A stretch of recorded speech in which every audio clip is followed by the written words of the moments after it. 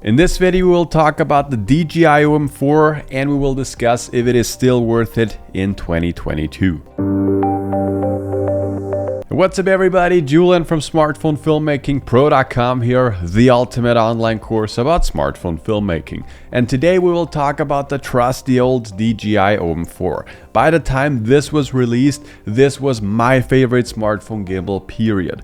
And this also stayed like this for over a year until the Science Smooth 5 was released. For me personally, by the time the OM4 was released, it was my favorite gimbal right away. Before that, I was using the Osmo Mobile 3, and I think that, the motors and all that, they were not really updated because they have already been pretty good. But by the way you could balance it, or rather by the way on how not you have to balance it, this truly was a game changer for me personally. But before we will talk more in depth about the OM4 and also the OM4 SE, I would kindly like to ask you to hit that subscribe button, because about 84% of all people that are watching these videos are not subscribed. So just hit the button below, it will help out me and also the algorithm. So thank you, and now let's get started. So I have already mentioned it briefly before, but for me personally, the biggest upside hands down was the way on how you could balance the OM4. Basically, you only had to attach this magnetic clamp onto the back of your phone. So you just spread it, and that's basically it. Of course, depending on how big your phone is, and if you were using add-ons, you had to adjust the position of the clamp a little bit. But in case you're using your phone naked, just like this, putting it on was just fine. Then you just had to align the white dots. They would snap on.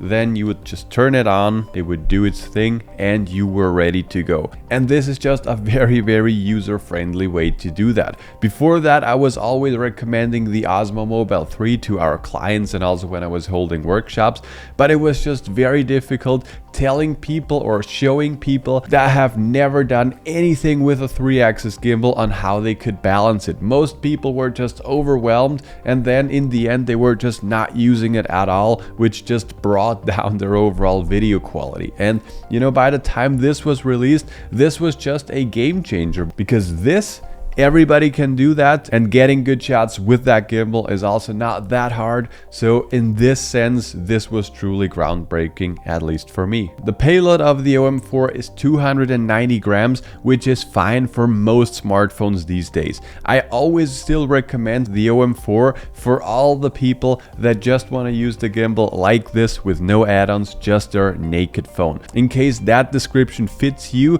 then I can still highly recommend that you go for the OM4 instead of the OM5, because I think that first of all it has a better feeling in the hand, the build quality is nicer, the battery lasts longer, and overall the shots that you can get, in my opinion, are even a little smoother compared to the OM5. The only downsides that I found with the OM4 is when you're trying to use heavier setups, and by heavier setups I mean a heavier phone, so like for example the iPhone 13 Pro Max or a Samsung Galaxy S22 Ultra, and then you also try to use add-on lenses or filters and so on. And I think generally speaking, whenever you try to use add-on lenses, for example, I think this is not the best gimbal for that. On paper, like I said, the payload of 290 grams should be good enough, or should be high enough for these kind of tasks.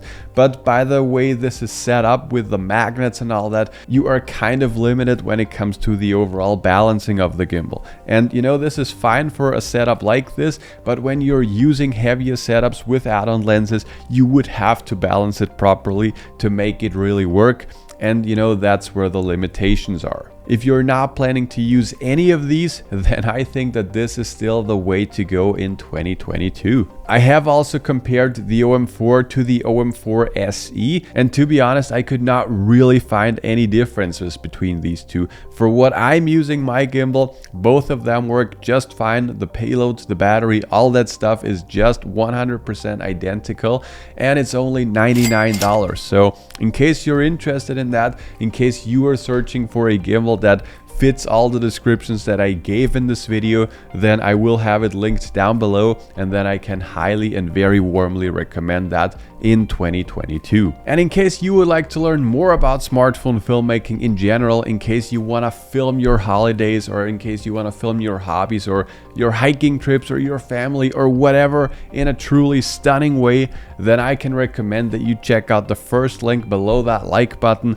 That will bring you to our totally free webinar where I share the top 5 secrets to shooting cinematic videos with your smartphone. So in case you're interested in that, just check it out. It's 100% free. But that's basically it for this video. I hope this helped you. In case you have any further questions about this gimbal, just make sure to write me a comment down below, and also make sure to check out all the different comparisons that I have on the channel. So in case you're thinking about, should I get the OM4 or the OM5 or the Smooth 5 or the Smooth 4 or whatever, I have comparisons with pretty much all of them and against all of them in different ways. So definitely make sure to check them out.